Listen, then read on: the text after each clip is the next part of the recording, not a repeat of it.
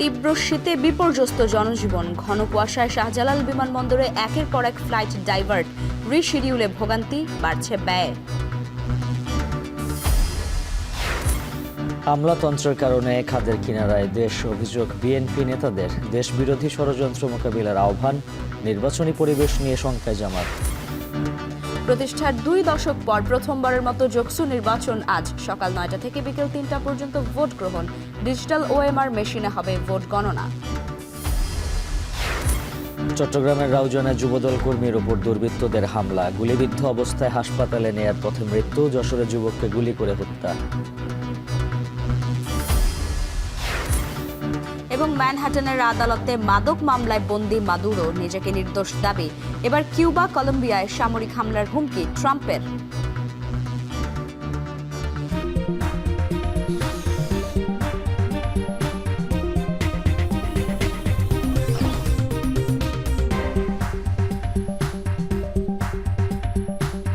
স্বাগত এখন সকালে পুরো আয়োজন জুড়ে সঙ্গে আছে আমরা দুজন, আমি লাইবা জান্নাত এবং আমি উজ্জ্বল হাফিজ। বিমানবন্দরে ঘন কুয়াশায় একের পর এক ফ্লাইট ডাইভার্ট হচ্ছে। এক সপ্তাহেই 50টিরও বেশি ফ্লাইট ডাইভার্ট করে অবতরণ করেছে চট্টগ্রাম, সিলেট কিংবা কলকাতা সহ বিভিন্ন বিমানবন্দরে। এতে ইনস্ট্রুমেন্ট ল্যান্ডিং সিস্টেমে ফের অবনতি হয়েছে। এমন পরিস্থিতিতে বাড়ছে যাত্রী ভোগান্তি, ব্যাহত হচ্ছে এয়ারলাইন্সগুলোর রিশিডিউল। বাড়তি খরচের চাপে পড়েছে পুরো বিমান চলাচল ব্যবস্থা। এদিকে শীত জুড়েই এই সংকট থাকবে বলে জানিয়েছে সিভিল এভিয়েশন। দীপু মিনার ক্যামেরায় আরও জানাচ্ছেন শাহরিয়ার জামান পুলক। শীত আসলে মধ্যরাতের পর থমকে যায় আকাশপথ। ঘন কুয়াশার চাদরে ঢাকা পড়ে রানওয়ে। ডজনখানেক ফ্লাইট ডাইভার্টেড, কোনোটি চক্কর কাটে ঢাকার আকাশে, কোনোটা নামতে বাধ্য হয় অন্য শহরে। দীর্ঘ অপেক্ষার পর সকালে কুয়াশা ভেদ করে যখন প্রথম বিমানটি রানওয়েতে ছোঁয়, ততক্ষণে ক্লান্তি জমে বৈমানিক আর যাত্রী দুই পক্ষেরই। হজরত শাহজালাল আন্তর্জাতিক বিমানবন্দরে এই দৃশ্য শীতের নিত্যদিনের বাস্তবতা। গত বছরের জুলাই মাসে হজরত শাহজালাল আন্তর্জাতিক বিমানবন্দরের রানওয়ে ক্যাটাগরি 1 থেকে 2-এ উন্নীত হওয়ার পর বলা হয়েছিল বৈমানিকরা 200 মিটার রানওয়ে দেখতে পেলেই অবতরণ করতে পারবে নিরাপদে। ঘন কুয়াশার চাদরও আর বিঘ্নিত হবে না আকাশযাত্রায়। তবে বর্তমান প্রেক্ষাপটে একের পর এক ফ্লাইট ডাইভার্ট হচ্ছে, যাত্রীরা নামছেন ভিন্ন শহরে। তবে এর সমস্যাটা কোথায়?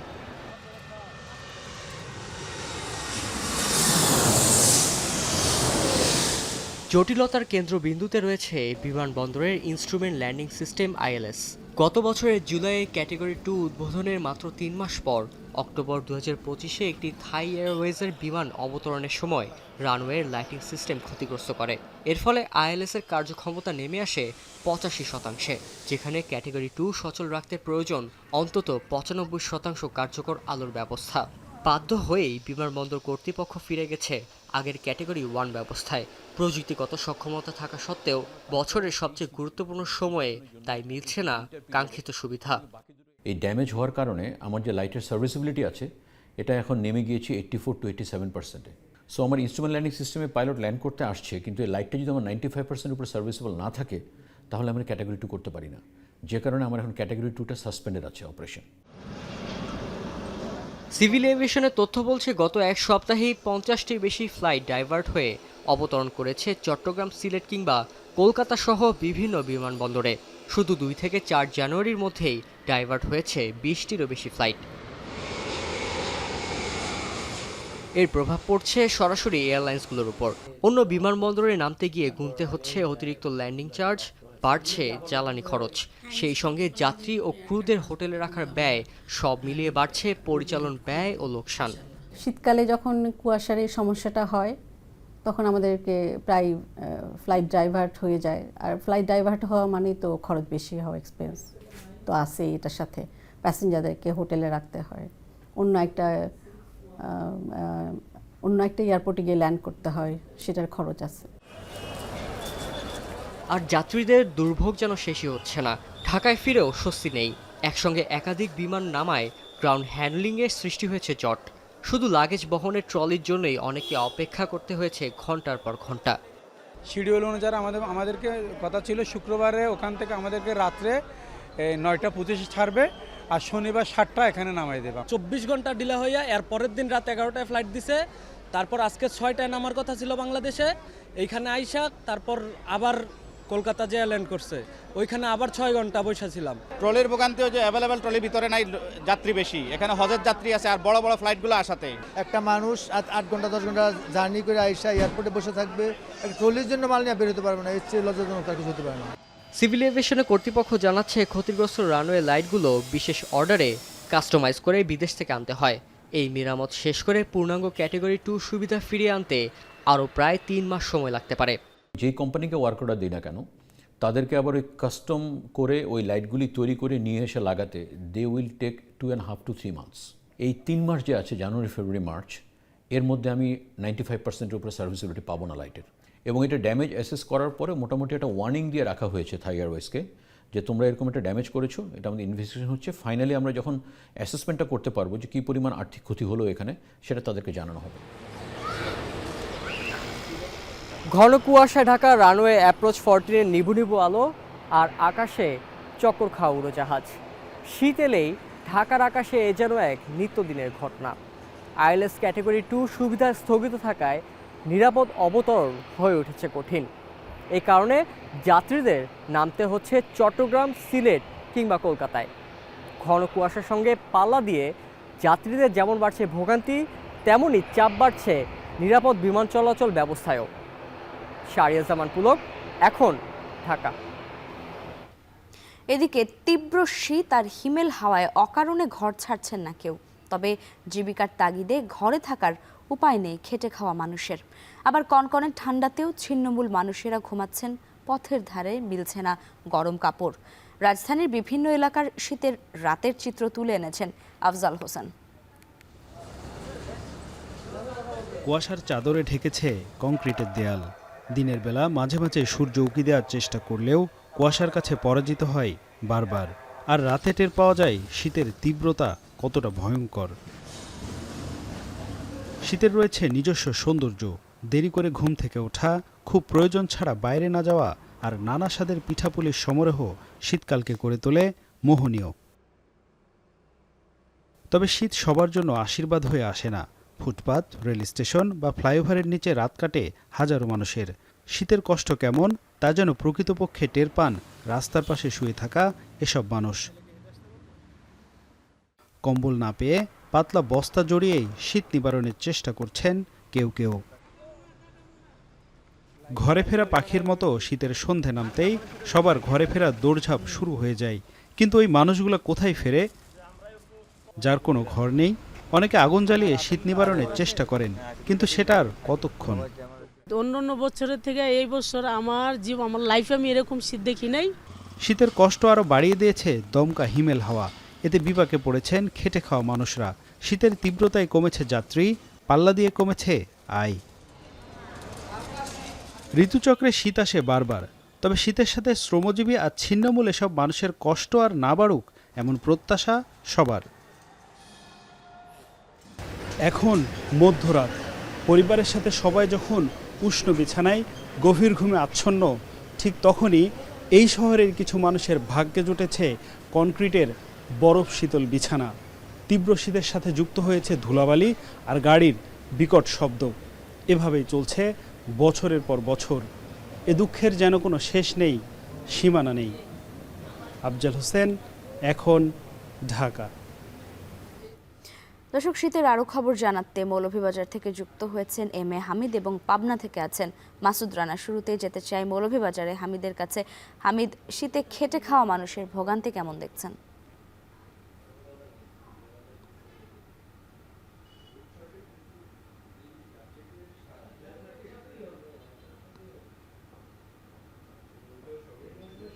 মৌলভীবাজারে গত কয়েকদিন থেকেই কিন্তু তীব্র শীতে আক্রান্ত হয়ে খেটে খাওয়া মানুষরা বিপাকে পড়েছেন। যদি গত 3 দিনের তাপমাত্রার কথা বলি, সেক্ষেত্রে গত পরশুদিন 9.5 ডিগ্রি সেলসিয়াস, যেটা দেশের সর্বনিম্ন তাপমাত্রা ছিল, এবং গতকাল সেটা কিছুটা বেড়ে গিয়ে 12.5 ডিগ্রিতে উঠেছে, এবং আজকে সেটা আরেকটু বেড়ে গিয়ে 14.5 ডিগ্রিতে সকাল 6টায় নির্ধারণ করা হয়েছে।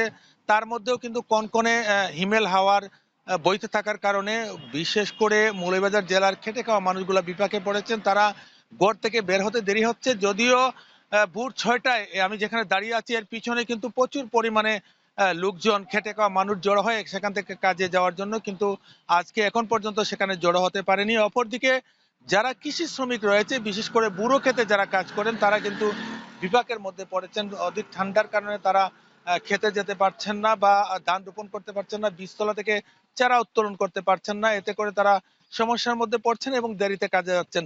আরেকটা বিষয় হচ্ছে যে মৌলভীবাজার যেহেতু চা অধ্যুষিত জেলা এবং 93টি চা বাগান এখানে রয়েছে দেশের 161টির মধ্যে, সেখানে যে চা শ্রমিকরা রয়েছেন তারা কিন্তু ভোর 6টা বা 7টার মধ্যে কাজে যাওয়ার কথা, সেখানে এখন 8টা বা 9টা বা 10টার দিকে কাজে যাচ্ছেন। এতে করে বিপাকে পড়েছেন শ্রমিকরা এবং অনেক সময় চা সর্দার যারা রয়েছেন তাদেরকে বেশি দেরিতে কাজে গেলে সেখান থেকে ফিরিয়ে দেওয়া হচ্ছে। এতে করে অর্থনৈতিক সমস্যার মধ্যে পড়ছেন। এছাড়াও খেটে খাওয়া মানুষ যারা রয়েছেন, বিশেষ করে রিক্সা চালক বা অন্যান্য যারা রয়েছেন, তারা কিন্তু বিপাকের মধ্যে আছেন এবং এই শীতজনিত কারণে ইতিমধ্যে হাসপাতালগুলোতে কিন্তু রোগীর সংখ্যা দিন দিন বৃদ্ধি পাচ্ছে। গত কয়েকদিনে শুধু 250 শয্যা মৌলভীবাজার হাসপাতালে এক সপ্তাহে প্রায় 4 শতাধিক রোগী ভর্তি হয়ে চিকিৎসা নিয়েছেন এবং আউটডোরে প্রতিদিনই কিন্তু 800 থেকে 1000 রোগী ভর্তি হচ্ছেন। এবং আমি অনেকের সাথে কথা বলেছি, দিনমজুর বা চা শ্রমিকদের সাথে, তারা বলছেন যে পর্যাপ্ত পরিমাণে শীতবস্ত্র সরকারের পক্ষ থেকে পাওয়া যাচ্ছে না। এ বিষয়ে আমি কথা বলেছিলাম জেলা প্রশাসক তৌহিদুজ্জামান পাবেলের সাথে। তিনি আমাকে জানিয়েছেন যে ইতিমধ্যে 60টি উপজেলায় 12,987টি কম্বল বিতরণ করা হয়েছে এবং আরও চাহিদা পত্র পাঠানো হচ্ছে এবং যে কম্বলগুলো বিতরণ করা হয়েছে তা বিভিন্ন ইউনিয়ন পরিষদের চেয়ারম্যানদের মাধ্যমে গরিব বা খেটে খাওয়া মানুষের তৃণমূল পর্যায়ে সেটা বিতরণ করার প্রক্রিয়া অব্যাহত রয়েছে। এছাড়াও বিভিন্ন সংগঠন যারা রয়েছেন, তাদের সামাজিক সংগঠন রয়েছেন, তারাও কিন্তু শীতবস্ত্র বিতরণ অব্যাহত রেখেছেন। আমি কথা বলেছিলাম আবহাওয়া অধিদপ্তরের আবহাওয়াবিদ আনিসুর রহমানের সাথে। তিনি আমাকে জানিয়েছেন যে আগামী এক সপ্তাহে তাপমাত্রা আরো কমতে পারে এবং রাতের তাপমাত্রা কিছুটা বাড়লেও কিন্তু সকালের দিকে তাপমাত্রা কিছুটা কমে যাবে এবং ঘন কুয়াশা থাকতে পারে দুপুর পর্যন্ত। মৌলভীবাজারে কখনো কখনো সারা দিন ব্যাপী রোদের দেখা পাওয়া যায় না এবং সেটা অব্যাহত থাকে। এতে করে খেটে খাওয়া মানুষ ও চা শ্রমিক সহ অন্যান্য যারা রয়েছেন তারা খুবই সমস্যার মধ্যে পড়ছেন এবং তারা বলছেন যে পর্যাপ্ত পরিমাণে শীতের কাপড় যদি তাদেরকে দেয়া হয় তাহলে তারা হয়তো কিছুটা হলে শীত নিবারণ করবেন এবং অনেকেই কিন্তু সেখানে আগুন জ্বালিয়ে শীত নিবারণের চেষ্টা করছেন। এই ছিল আমার কাছে মৌলভীবাজার থেকে শীত নিয়ে সবশেষ। মৌলভীবাজার থেকে যুক্ত ছিলেন এম এ হামিদ, জানাচ্ছিলেন শীতের পরিস্থিতি। এবার যেতে চাই পাবনায়, সেখানে আছেন মাসুদ রানা। মাসুদ, কাল তো দেশের সর্বনিম্ন তাপমাত্রা ছিল পাবনার ঈশ্বরদীতে, আজকের পরিস্থিতি কেমন দেখছেন?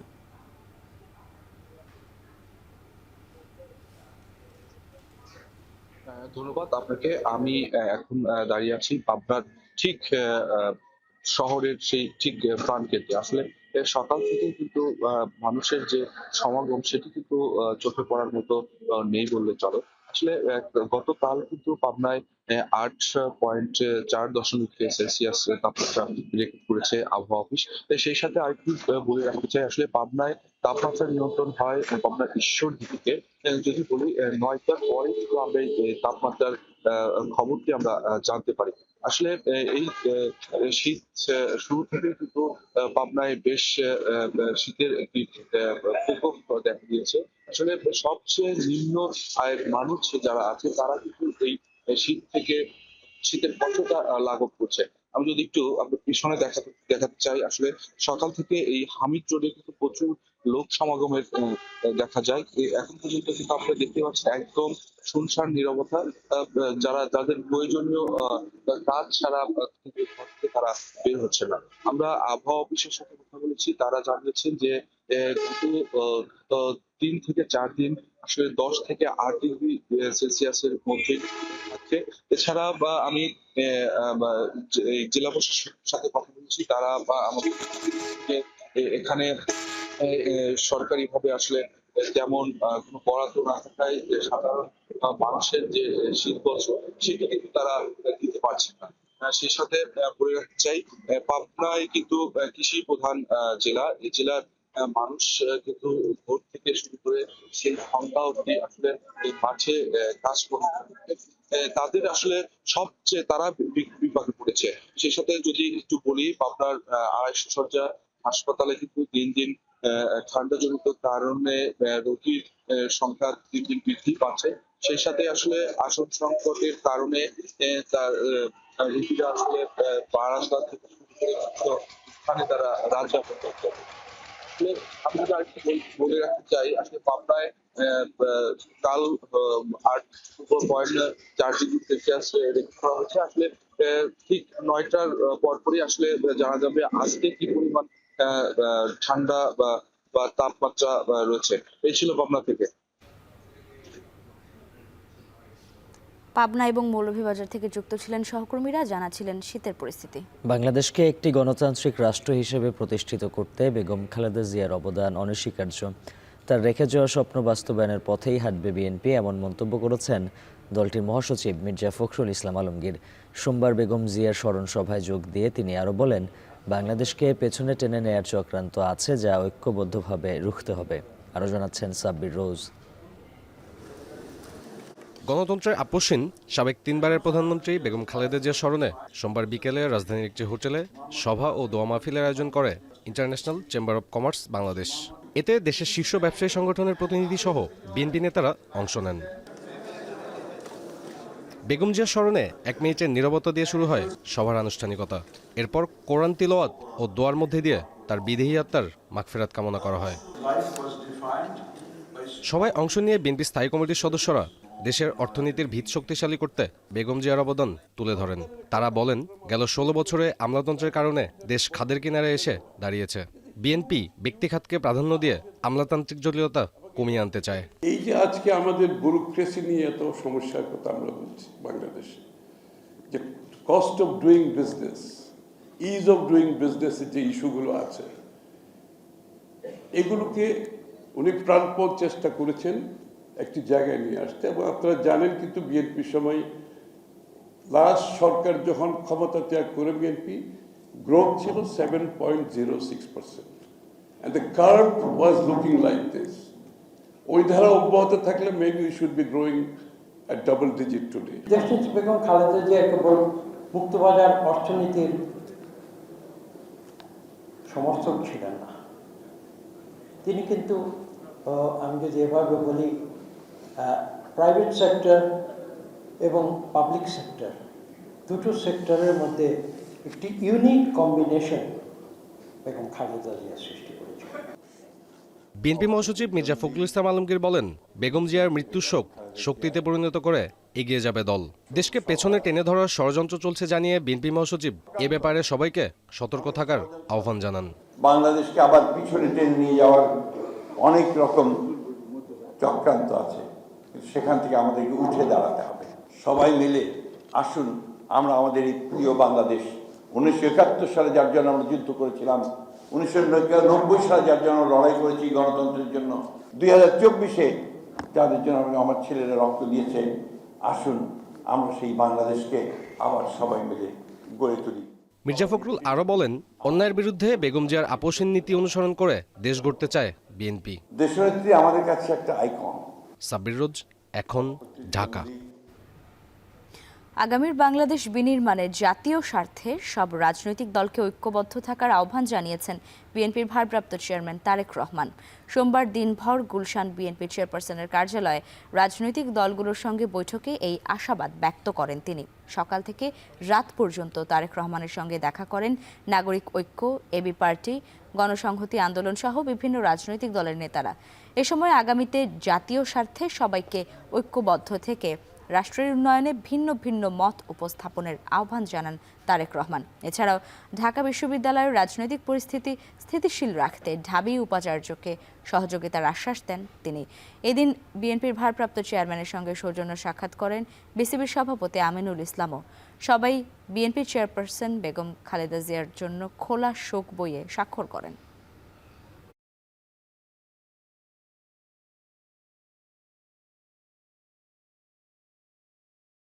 আমি আপনাদের সবাইকে আমার সাথে চাই।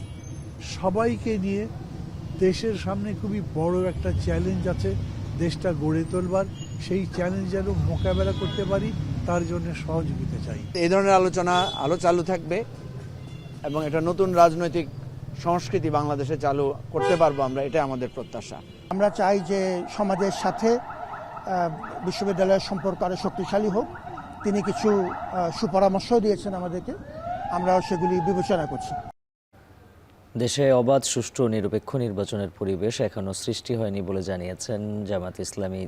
দলটির দাবি, প্রশাসনের মধ্যে কিছু কিছু সরকারি কর্মকর্তা একটি বিশেষ দলের পক্ষে কাজ করছে। মগবাজারে দলের কেন্দ্রীয় কার্যালয়ে নির্বাহী পরিষদের বৈঠক শেষে বিবৃতিতে এসব জানানো হয়। বলা হয়, নতুন বাংলাদেশকে কোনো ধরনের চক্রান্ত, ষড়যন্ত্র বা কোনো গোষ্ঠীর হাতে জিম্মি হতে দেয়া যাবে না। বৈঠকে আসন্ন গণভোট ও ত্রয়োদশ সংসদ নির্বাচনের পরিবেশ নিয়ে বিস্তারিত আলোচনা হয়। দেশের বিভিন্ন স্থানে প্রকাশ্য দিবালোকে রাজনৈতিক নেতা কর্মীদের হত্যার ঘটনায় উদ্বেগ প্রকাশ করেন দলটির নেতারা। পরে গণমাধ্যমে পাঠানো এক বিবৃতিতে নির্বাচন কমিশন এবং এর সাথে সংশ্লিষ্ট নির্বাচন কর্মকর্তা ও আইন শৃঙ্খলা বাহিনীকে সর্বোচ্চ নিরপেক্ষতা বজায় রাখার পাশাপাশি বিশেষ কোনো পক্ষ না নিয়ে সঠিকভাবে দায়িত্ব পালনের জন্য আহ্বান জানায় জামায়াতে ইসলাম।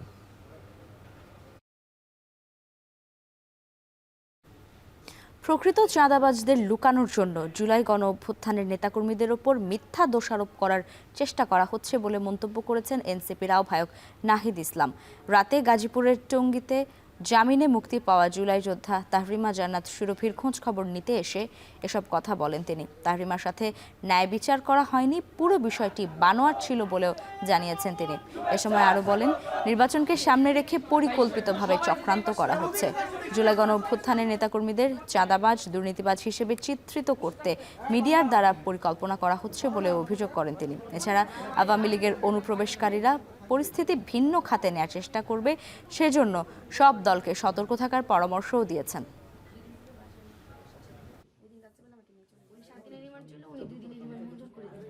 তাহরিমা জান্নাত সুরভি তিনি যদি কোনো অন্যায় করে থাকতেন, তিনি দেশের একজন নাগরিক হিসেবে যে আইনি এবং নাগরিক সুবিধা সুযোগ পাওয়ার কথা ছিল, তার যে অধিকার ছিল, সেটা কিন্তু তিনি পাননি এবং স্পষ্টতই তার সাথে কোনো ন্যায় বিচার করা হয়নি।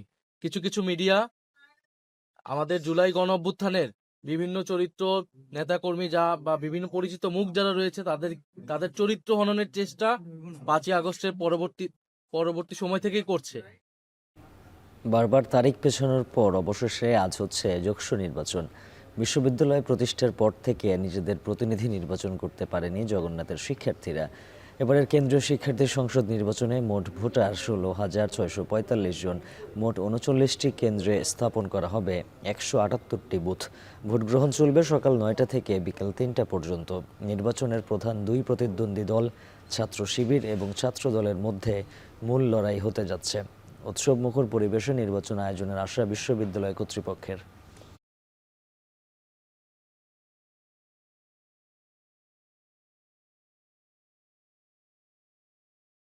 চট্টগ্রামের রাউজানে জানে আলম শিকদার নামে এক যুবদল কর্মীকে গুলি করে হত্যা করা হয়েছে।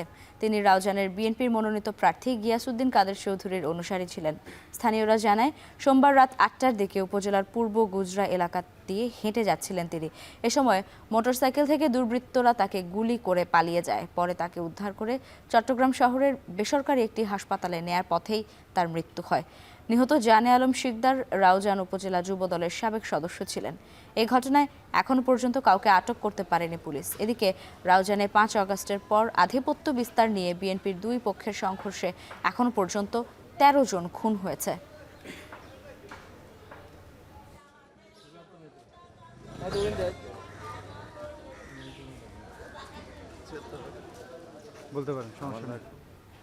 যশোরে এক যুবককে গুলি করে হত্যা করেছে দুর্বৃত্তরা। সোমবার সন্ধ্যা 6টার দিকে জেলার মনিরামপুর উপজেলার কপালিয়া বাজার এলাকায় এই ঘটনা ঘটে। নিহত যুবক রানা প্রতাপ বৈরাগী কেশবপুর উপজেলার বাসিন্দা। প্রত্যক্ষদর্শীরা জানায়, কপালিয়া বাজারে কয়েকজন ব্যক্তি রানা প্রতাপকে লক্ষ্য করে গুলি চালায়। এতে গুরুতর আহত হয়ে ঘটনাস্থলেই তার মৃত্যু হয়। ঘটনার পরপরই এলাকায় ছড়িয়ে পড়ে আতঙ্ক। খবর পেয়ে পুলিশ ঘটনাস্থলে গিয়ে মরদেহ উদ্ধার করে। হত্যার কারণ এবং জড়িতদের পরিচয় জানতে তদন্ত করছে পুলিশ। উন্নয়নের অভাব, বৈদেশিক কর্মসংস্থানের নিম্ন হার আর মজুরি বৈষম্যের চ্যালেঞ্জ উপেক্ষা করে রংপুরের প্রায় 38% নারী কর্মরত বিভিন্ন পেশায়। তবে এই অঞ্চলে নারীদের সামাজিক নিরাপত্তা আর কর্মসংস্থানের ক্ষেত্রে রয়েছে ব্যাপক ঘাটতি। তাই আসন্ন ত্রয়োদশ জাতীয় সংসদ নির্বাচনে নারীর ক্ষমতায়নের পাশাপাশি সব ক্ষেত্রে সমতায়ন চান রংপুরের নারীরা। আরও জানাচ্ছেন মোকাররম হোসাইন। রংপুর বিভাগের ৮ জেলায় প্রায় ১,৮০,০০,০০০ মানুষের বাস। বিপুল এই জনসংখ্যার অর্ধেকে নারী। তিস্তা বিধৌত কুড়িগ্রাম, লালমনিরহাট, গাইবান্ধা ও নীলফামারী জেলায় ভোটারের আনুপাতিক হিসেবে নারী পুরুষের সংখ্যাও প্রায় সমান। সবশেষ হালনাগাদ তথ্যে দেখা যায় রংপুর জেলার ৬টি সংসদীয় আসনে ভোটার সংখ্যা বেড়েছে ১,৬৬,৬৯৭ জন। সেই তালিকায় জেলায় নারী ভোটারের সংখ্যা ১২,২০,৩৯৪ জন থেকে বেড়ে দাঁড়িয়েছে ১৩,০৬,৩৩৩ জনে। তবে ত্রয়োদশ জাতীয় সংসদ নির্বাচনের ভোটের মাঠের উত্তাপ আর প্রতিশ্রুতির বিপরীতে নারীদের মনে এখনও সামাজিক নিরাপত্তাহীনতার ভয়। জেলে অভ্যুত্থান পরবর্তী বাংলাদেশে নারীদের বিপুল অংশগ্রহণ আশা জাগালেও সময়ের সঙ্গে সঙ্গে সেই স্বপ্ন ফিকে হয়েছে রংপুরের নারীদের। নারীদের নিরাপত্তা যদি নিশ্চিত হতো তাহলে এই যে বিভিন্ন সময় বিভিন্ন ঘটনাগুলো আমরা দেখি যে নারীরা হেনস্থার শিকার, হয়রানির শিকার, ইভটিজিংয়ের শিকার, এই বিষয়গুলো আসলে ঘটতো না। আমি যে কর্মসংস্থানে আসছি এখানে যেন আমাকে সমান অধিকার না দিলেও অন্তত নিরাপত্তাটুকু দেয় যে আমি সুস্থ স্বাভাবিকভাবে আমার পরিবারের কাছে ফিরে যেতে পারবো। এদিকে লড়াই সংগ্রাম থেকে শুরু করে ভোটের মাঠ সব জায়গায় নারীদের অধিকার উপেক্ষিত বলে জানান এই সমাজকর্মী। সংকট সমাধানে রাষ্ট্রীয় দৃষ্টিভঙ্গি পরিবর্তনের পাশাপাশি অধিকার আদায়ে নারীদেরও সচেতনতা দরকার বলে মনে করেন তিনি। যখন প্রয়োজন তখন নারীকে ঠিক লিড পজিশনে আপনি রাখছেন, সেটা সাংস্কৃতিক জায়গাগুলোতে হোক, আমরা গণ অভ্যুত্থানের যে আন্দোলন ছিল সেটাতেও আমরা দেখেছি যে নারীরা সবসময় সামনে, কিন্তু যখনই অধিকারের কথা আসছে, যখনই কোথাও নেতৃত্ব দানের কথা আসছে, সেটা কালচারাল অঙ্গন হোক, আমাদের রাজনৈতিক অঙ্গন হোক কিংবা যে কোনো জায়গায়, নারীদেরকে সেখানে আপনি পাচ্ছেন না। গবেষণা সংস্থা সানেমের জরিপ বলছে রংপুরের কর্মজীবী নারীদের মধ্যে প্রায় 23% কেবল প্রাতিষ্ঠানিকভাবে শিক্ষিত, আর পেশাগতভাবে সবচেয়ে বেশি 53.08% নারী কাজ করেন কৃষি, মৎস্য ও বনজ শিল্পে। তবে নারী অধিকার নিয়ে কাজ করে গণমাধ্যম কর্মী মনে করেন নারীর কর্মসংস্থান হলেও নিশ্চিত হয়নি অর্থনৈতিক স্বাধীনতা। ক্ষমতার পালা বদল হচ্ছে, কিন্তু ক্ষমতায়নের যে জায়গাটা সেখানে আসলে নারীদের অবস্থানটা খুবই নাজুক। টাকা খরচ করার কিন্তু অধিকারটা সেই নারীর নাই, সেই সিদ্ধান্তটাও কিন্তু এখন পর্যন্ত পুরুষ সমাজ নেয়। মুক্তি মানে কি আমি শুধু বাইরে গিয়ে কাজ করলাম, আমি বাইরে যেতে পারছি, এটা মানে কি মুক্তি? রংপুর বিভাগের একমাত্র রপ্তানি প্রক্রিয়াকরণ অঞ্চল উত্তর আইপিজেডে কর্মসংস্থান হয়েছে 30,000 কর্মীর, যার মধ্যে 66% নারী। এছাড়া শিক্ষা, সংস্কৃতি, বেসরকারি খাত কিংবা গৃহস্থলীর কাজে নারীর অবদানও নেহায়েত কম নয়। নির্বাচন পরবর্তী বাংলাদেশে ন্যায্যতার ভিত্তিতে নারীদের সব ক্ষেত্রে সমতা, সামাজিক মর্যাদার বাস্তবায়ন হবে, এমনটাই প্রত্যাশা রংপুরের নারী ভোটারদের। মোকাররম হোসাইন, এখন রংপুর। ভোলার তজুমুদ্দিনে পানি উন্নয়ন বোর্ডের অপরিকল্পিত বেড়ি বাঁধে ঘরবাড়ি হারিয়ে দিশেহারা জেলে পল্লীর 2 শতাধিক পরিবার। পুনর্বাসন বা কোনো সহায়তা ছাড়াই তাদের ঘরবাড়ি সরানোর নির্দেশ দিয়েছে পাউবো। নির্দেশ অনুযায়ী ঘর না সরানোয় বাড়ি ঘরের মধ্যেই মাটি ফেলা শুরু করে ঠিকাদার। এতে ক্ষিপ্ত হয়ে নির্মাণ কাজ বন্ধ করে দিয়েছে উচ্ছেদ আতঙ্কে থাকা বাসিন্দারা। এতে অনিশ্চয়তা 74 কোটি টাকার বাঁধের কাজ। ইমতিয়াজুর রহমানের প্রতিবেদন এবং ছবি তুলেছেন অঙ্কুর রায়। ভোলার তজুমুদ্দিন উপজেলার চাঁদপুর ইউনিয়নে 70ঊর্ধ্ব আয়েশা বিবি। মেঘনার অব্যাহত ভাঙনে এখন পর্যন্ত 4 বার সর্বস্ব হারিয়েছেন এই বৃদ্ধা। প্রায় 10 বছর আগেই অসুস্থ ছেলেসহ পরিবারের 5 সদস্য নিয়ে ভুইয়াকান্দি গ্রামে আশ্রয় নেন তিনি। সম্প্রতি নিজের বসতভিটার জমিটুকু পানি উন্নয়ন বোর্ডের নির্মাণাধীন বাঁধের মধ্যে পড়ায় ফের আশ্রয়হীন হওয়ার আতঙ্কে আয়েশা বিবি। আমরা কই থাকুন, আরো ফুল একটা রসু ফুল একটা ঘর বোঝা দিয়ে নাই না ফুলিয়া ঘর দুয়ার ভাঙ্গা কোথায় যাবো, কে আঙুতে জায়গা দিব? আমরা যে একবেলার বাচ্চামু এই পয়সা রাঙা তো নাই। একই গ্রামের দিনমজুর নুরুল আমিন নির্মাণাধীন বাঁধে শেষ আশ্রয়ের ভিটামাটি হারানোর শঙ্কায় আহাজারিতে ভেঙে পড়েন তিনি। থাকি আমার অনবল আমার উঠাই দিব, আমি এখন কই যাবো, আমার কোনো জায়গা জমি নাই।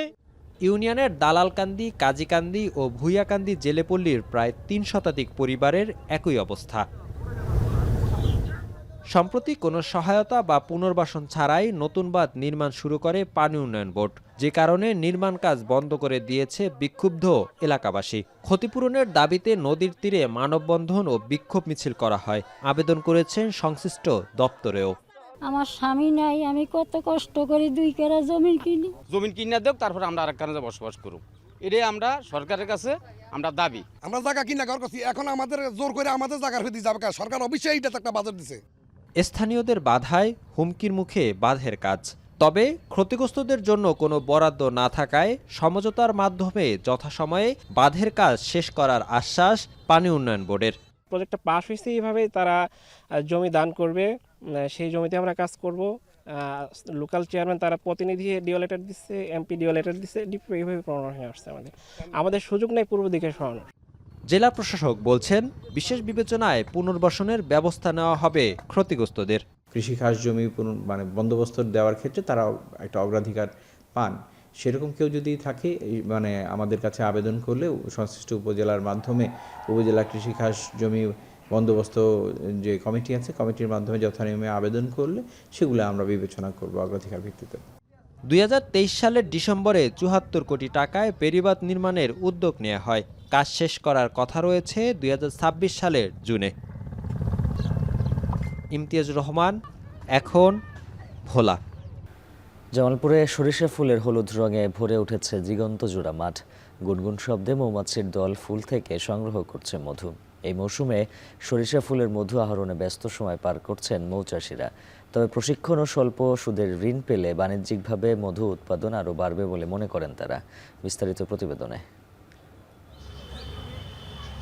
গত 3 সপ্তাহ আগে নারায়ণগঞ্জ থেকে জামালপুর সদর উপজেলার চর মহাডাঙ্গা গ্রামে এসেছেন 56 বছর বয়সী মোহাম্মদ শফিকুল ইসলাম বাবুল। দীর্ঘ 13 বছর ধরে মৌ চাষ করছেন তিনি। শখের বশে 4টি মৌবাক্স দিয়ে শুরু করলেও বর্তমানে তার খামারে রয়েছে 250টি বাক্স। এসব বাক্স থেকে প্রতি সপ্তাহে তিনি 12 থেকে 15 মণ মধু সংগ্রহ করছেন। চলতি মৌসুমে সব খরচ বাদ দিয়ে প্রায় 8 থেকে 10 লাখ টাকা লাভের আশা তার। এই বছর আমাদের খরচ মনে করেন একটু বেশি গেছে, কারণ বক্স বাড়াইছি, আমার প্রায় 10-11 লক্ষ টাকা গেছে খরচ হইয়া। তো সমস্ত খরচপাতি দিয়ে আল্লাহর রহমতে দেখা গেছে আমার প্রায় 10 থেকে 15 লক্ষ টাকা লাভ থাকবে। সরিষা ক্ষেতের পাশে সারি সারি মৌবাক্সে প্রতিটি বাক্সে রয়েছে প্রায় 45 থেকে 50 হাজার মৌমাছি। এসব মৌমাছি ফুল থেকে মধু সংগ্রহ করে বাক্সে জমা করে। সপ্তাহে একদিন মধু সংগ্রহ করেন চাষিরা। খুচরা বাজারে প্রতি কেজি মধু বিক্রি হচ্ছে 350 থেকে 400 টাকায়, আর পাইকারিতে প্রায় 300 টাকায়। খাঁটি মধুর চাহিদা বাড়ায় অনেক ক্রেতাই সরাসরি মাঠে এসে মধু কিনছেন। 100+ বক্স আছে, তা মোটামুটি প্রতি বছর এর থেকে আমার আর কি আমার যেটুকু রোজগার হয় সেটাই আমার মোটামুটি ভালোই চলে। খরচা মধু একটা ফুলের একটা রেট আছে, মনে করেন সরিষার ফুলটা মধু আমরা 300 টাকা খরচা বেশি, 350 টাকাও বেশি। বাজারের মধ্যটা ভেজাল হওয়ার সম্ভাবনা থাকে, এটা আমাদের চোখের সামনে হচ্ছে কাটা হয় দেখি, এবং এটা মনে হচ্ছে অনেক ভালো পিওর। যেহেতু 100% পিওর মধু এটা সবাই দেখে নিয়েছে, তার জন্য আসলে 50 টাকা 100 টাকার দাম করছে না। কৃষি বিভাগ জানায়, এবছর জামালপুরে 40,982 হেক্টর জমিতে সরিষা আবাদ হয়েছে। মাঠে স্থাপন করা হয়েছে প্রায় 3,500 মৌবাক্স। এসব বাক্স থেকে প্রায় 60 থেকে 70 টন মধু সংগ্রহের সম্ভাবনা রয়েছে, যার বাজার মূল্য প্রায় 80 থেকে 85 কোটি টাকা। কৃষির সাথে যারা সম্পৃক্ত তাদেরকেও যদি আমরা সচেতন করতে পারি এবং খামারিদেরকে যদি আমরা মাঠে যথাযথভাবে বসাইতে পারি, তাহলে আমাদের কৃষি উৎপাদন 25 থেকে 35% বৃদ্ধি পাবে। ওয়েদার কন্ডিশন ভালো, আমাদের সরিষাটাও আমরা মোটামুটি সঠিক সময়ে লাগাতে পেরেছি।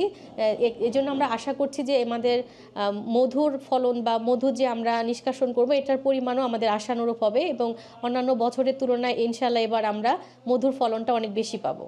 সরিষার হলুদ মাঠকে ঘিরেই দেশে বাণিজ্যিক মধু উৎপাদনে নতুন সম্ভাবনার দুয়ার খুলবে, এমনটাই প্রত্যাশা সংশ্লিষ্টদের। শামসুল আরেফিন, এখন জামালপুর। যত্ন, অবহেলা আর অব্যবস্থাপনায় ময়লার ভাগাড়ে পরিণত হয়েছে নরসিংদী রেলওয়ে স্টেশন সংলগ্ন পৌর পার্ক।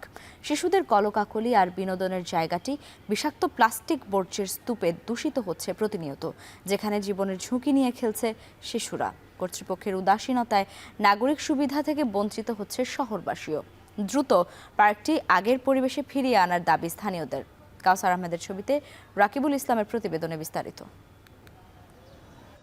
নরসিংদী শহরের ব্যস্ততম রেলওয়ে স্টেশনের ঠিক পাশেই অবস্থিত এই পৌর পার্ক বছর ৩ আগেও সবুজ ঘাসের ঘ্রাণ আর শিশুদের কোলাহলে মুখর থাকলেও বর্তমান চিত্র একেবারেই ভিন্ন।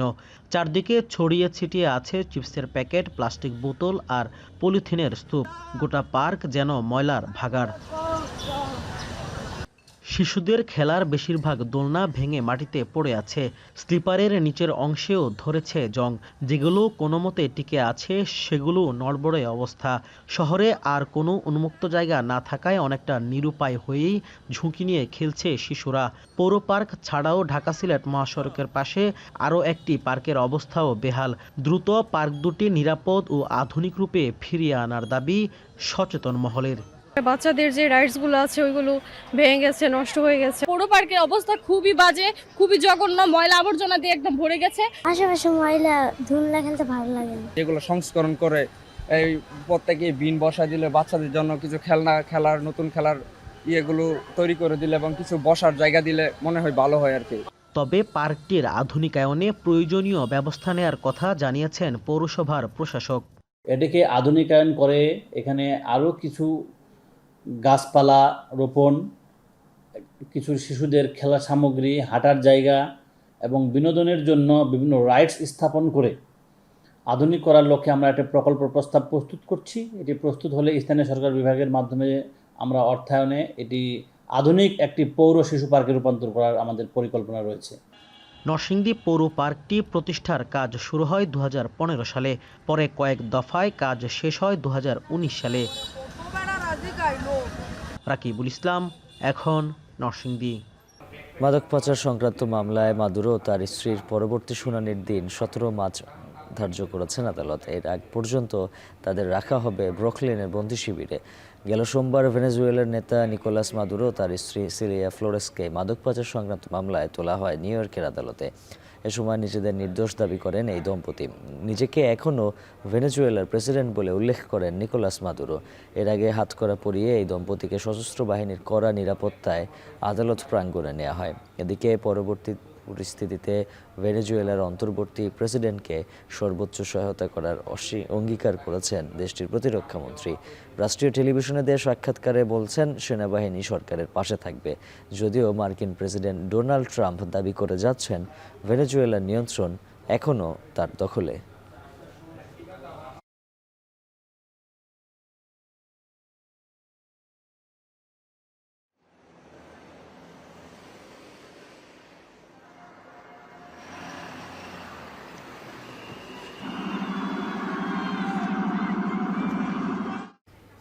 জীবনযাত্রার ব্যয় বেড়ে যাওয়ার প্রতিবাদে ইরানে চলমান বিক্ষোভ গড়িয়েছে 10ম দিনে। সহিংস এই গণ আন্দোলনে নিরাপত্তা বাহিনীর 2 সদস্য সহ প্রাণ গেছে অন্তত 29 জনের। এর মধ্যে গেল সোমবার একদিনেই নিহত হয়েছেন 7 জন। নিহতদের মধ্যে 21 জনের পরিচয় শনাক্ত করা গেছে। এছাড়া গেল সোমবার পর্যন্ত আটক করা হয়েছে প্রায় 1200 বিক্ষোভকারীকে। ইরান ইনসাইটের তথ্য বলছে দেশটির বেশ কিছু এলাকায় প্রাণঘাতী অস্ত্র আর গোলা বারুদের মজুদ বাড়িয়েছে নিরাপত্তা বাহিনী। এমন প্রেক্ষাপটে বাড়ছে ইরানের সরকার পতনের গুঞ্জন।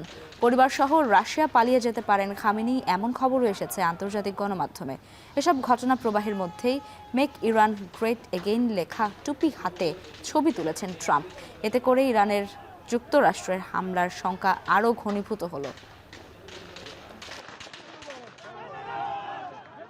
শেষ করব এখন সকাল, তবে তার আগে শিরোনামগুলো জানিয়ে দিচ্ছি আরও একবার। তীব্র শীতে বিপর্যস্ত জনজীবন, ঘন কুয়াশায় শাহজালাল বিমানবন্দরে একের পর এক ফ্লাইট ডাইভার্ট, রিশিডিউলে ভোগান্তি, বাড়ছে এয়ারলাইন্সের ব্যয়।